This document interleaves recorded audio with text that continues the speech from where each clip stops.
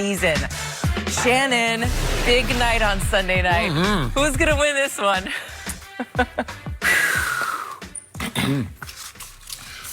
Skip, if you follow Kirk Cousins' career, he'll be up and down, and then he'll pull a game, and you're like, where did that come from? And we saw two of those back-to-backs, 4 touchdowns, no interceptions. And you're like, why can't he do that all the time? Well, no quarterback is going to throw 4 touchdowns and no interceptions every single game. But the ebbs and flows for Kirk seems to go way, way up, and the lows are really, really low. But I'm expecting a monster game from Dalvin Cook. And this is the way they're going to win this game, because I don't believe they can just ask Cousins to throw the football 35, 40 times and they win the ball game. I think he needs to keep the throws somewhere under 25 or less to have a great chance of winning this ball game. They need to control the clock. If Cook can run the football, now they play action. I believe they're going to be without Thielen, Skip, who re-injured that hamstring against Kansas City last week. But I think they have enough weapons. Stephon Diggs has been unbelievable. They're starting to use Irv Smith Jr. a little bit more, the tight end. Kyle Rudolph is still a valuable commodity. And the defense. But I think the game is really going to fall on the hands of the defense because you can't let Zeke get off. If Zeke gets off, it's over. You're not beating them because Dak's going to play action you, and they're going to have big plays down the field. I'm a little concerned with Xavier Rhodes because he has not been the guy since he went to that Pro Bowl. He's not the same guy. I don't know if he started reading his press clippings. I don't know if he gained a little weight. He got a little heavy. But he's not that same guy.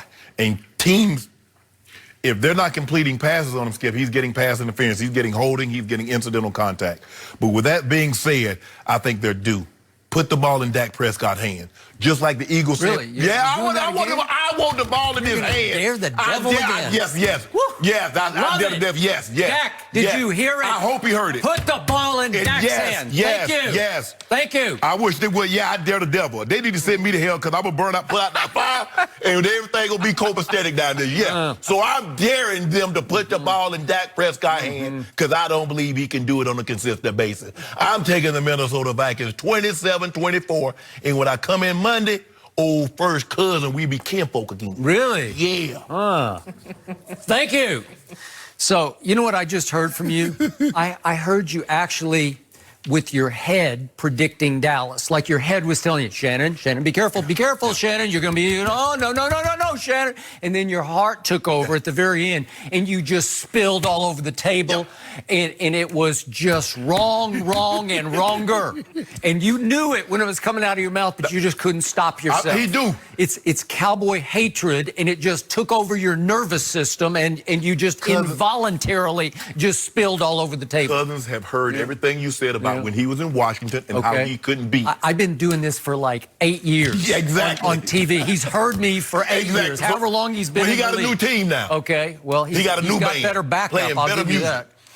Before I unleash on this, I want to point out that if we just use Pro Football Focus's ranks this week, this is number 2 versus number 4 in their rankings. Yeah. So this is actually the biggest game of the year so far in the NFL. It should be. Seriously. Yeah. Because everybody's hyping the Monday night game, and they should, because it's going to be great, because it's Seattle-San Francisco. Right.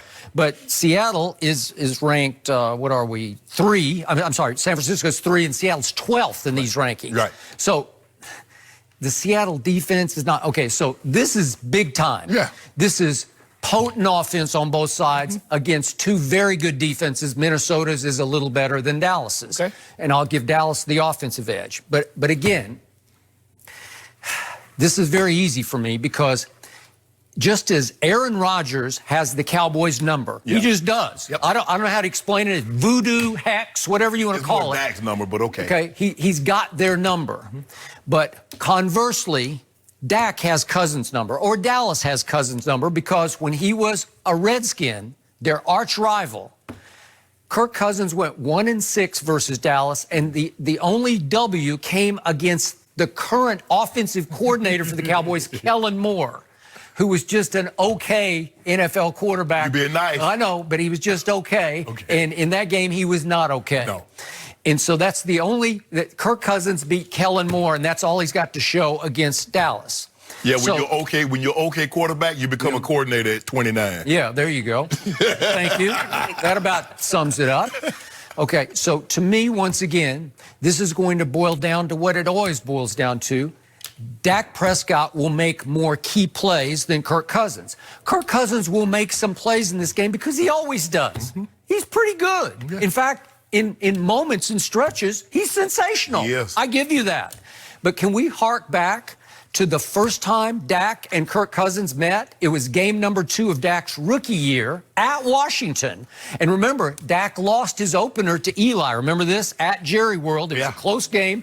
Well, you remember that, Giants fan. But Eli won that one. Yeah. But Dak played pretty well in that game. You say, wait a second, as a fourth rounder trying to replace Tony Romo, he's looking like he might be able to stand up to this test. So he goes to Washington, and he's down 23-20, and it's 3rd and goal from the 6 with Kirk Cousins driving to make it 30-20 with about 10 minutes left in the game. And if they get to 30-20, I don't know. Here's the play. It might be over. And he goes to church, as in he threw it to Barry Church, who happened to play for my team. And that just changed the whole game. That's a cardinal sin interception. Yes, right? you don't throw it front side and quarters coverage. You just don't do it. You do not do it. And again, he tried to find Pierre Garçon, and he didn't see Barry Church for whatever reason. And guess what my quarterback did? He went 11 plays, 80 yards, touchdown. That was when Alfred Morris was in for Zeke because Zeke was dropping the football. That was his second game of his career. And Dallas comes back to win that game 27-23. Then what happened on Thanksgiving of that year back at Jerry World? Cousins at Dak. What happened in that game? My goodness. Kirk Cousins threw a party at Dallas. Yeah. But you were talking about limiting him to 25 throws. He threw it 53 times in that game, but guess what? He completed 41. Is that good? 41 of 53? Great. How about 449? Does that work for you? Does 3 touchdowns to no interceptions work for you? Yeah. Yep, except what happened in the red zone? Exactly. Red zone was no zone for Kirk Cousins. He went 2 of 5 in the red zone, while my guy threw on for only 195 yards in that game, but he went 4 touchdowns in 4 red zone attempts, right? Yeah. Guess what? My guy won 31-26 in that game, and he had a QBR, Dak did, of 97, scale of 0 to 100. Kirk had an 85, but he missed on all the key throws in the red zone, just as we saw him miss on that one that went to church, right? Yeah. Okay, so that just sums up. That's Kirk Cousins versus Dak Prescott, and it has routinely happened against Dak because Dak is now 4-0, and he's going to be 5-0 on Sunday. 5-0, and again, I'll go 4-1. close game, and I think it's going to be a battle, and I think it's going to go to the wire. But my guy will make 1 or 2 more key plays than your guy. You are betting on Kirk Cousins at Dallas. That's a mistake. Well, I think the thing is that the defense, the Vikes defense, Skip, was going to have to play a huge role because you're like their top 10 defense and rush defense and pass defense. But they got to, Skip, look, I know you have the utmost respect, but you love Dak. But, Skip, I can't let Zeke run the ball. Because if I let Zeke run the ball, they're going to play action man. Then Amari's going to be wide open. Gallup's going to be wide open. The tight ends will be there. You got to take it away. Now, you got Danielle Hunter. You got Joseph. You got Griffin. You got guys that can. It's going to be a great matchup to watch the offensive line of Cowboys and the defensive line of the Vikes. Okay. Nobody can negate a pass rush any quicker than Ezekiel Elliott. Yeah, exactly. Right? And that's what you got to be careful of. So you he does have 3 straight 100-yard games. And trust me on this. He will take it as a personal challenge to outperform Dalvin Cook, who is leading the league in rushing, and Zeke is not leading the league in rushing. He's 4th in the league in rushing, and he doesn't love that. He's been talking about it this week. Nobody takes a challenge better than Zeke does, right? Right. So I think you are pretty nervous that my running back's going to get loose. That's what concerns me, because they saw Damian Williams last week. Dallas watching, taking off tape, like, hold on. This guy went for 130, almost 140 yards. He did have a 91-yarder skill, but Zeke's like, hey, I might not get to have a 91-yarder, but there are things I see against this Vikings defense that we can take advantage of. And we know the Cowboys' offensive line is better than the Chiefs' offensive line, considering they were down 3 starters. So that's what concerns me, because if Zeke has a 91-yarder, he'll rush for 300 yards. Yep. And that's what I'm not afraid of Dak. You think I'm afraid of Dak? No. I'm afraid of Zeke. That's what scares me. Zeke keeps me up at night. The other guy's like, I sleep good. Are 8 you hours. listening, Rain Dakota Prescott? Yeah, listening. Rain as in R-E-I-G. Yeah, he go rain interceptions for us. Really? 2 of them. Really? Yeah, Well, I got go 2 to of them. 3. Go to 3. No, 2. Go, come 2. on, give me 3. 2. Going once, twice, 3 times. He threw 3 against Green Bay, and you said he deserved all 3. It is. You get 2. Right? Okay. 2. So I'm going to go close game because I'm objective about this, but I am, and I'm going to go 26-23 Dallas, and here's my difference maker. And again, you mentioned Adam Thielen, so that's going to be the reverse difference maker. Kirk Cousins is going to be in trouble without him because, again, when you got Thielen and Diggs, that's hard to stop. But when it's just Diggs and the tight ends, you can keep that to a low roar. But on defense, I believe that Jerry Jones has made the move of the year this year just the way he did 1 year ago last year.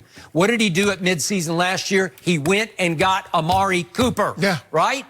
This year, he went and got Michael Bennett. So Michael Bennett is becoming the Amari Cooper of the defense. He is a disruptor. Yeah. He's going to be a difference maker. They played differently. They looked differently because he inspired DeMarcus Lawrence. And they know, and Skip, they know, having faced Cousins in Washington, if we get to, he's a guy, Skip, that if you get to him early, he can't dig himself out of the hole. We've seen, like Dak threw a horrible interception, he dug himself out of it. Well, if we get to Cousins early, he doesn't dig himself out of the hole. And so that's what, they're going to come. They're going to be relentless in their pressure. You have to stay ahead of the sticks. You can't get 2nd and 12. You can't be 3rd and 10 because that front four will put pressure on Cousins. And if they get to him early, then all of a sudden he's going to be looking around. It makes me mad when the quarterback gets sacked or he throws a pick. He looks up at the jumbotron. Yeah, you got sacked. Yeah, you threw the pick. You don't need to look up there. I'm going to say it one more time. I've been saying this for 8 years.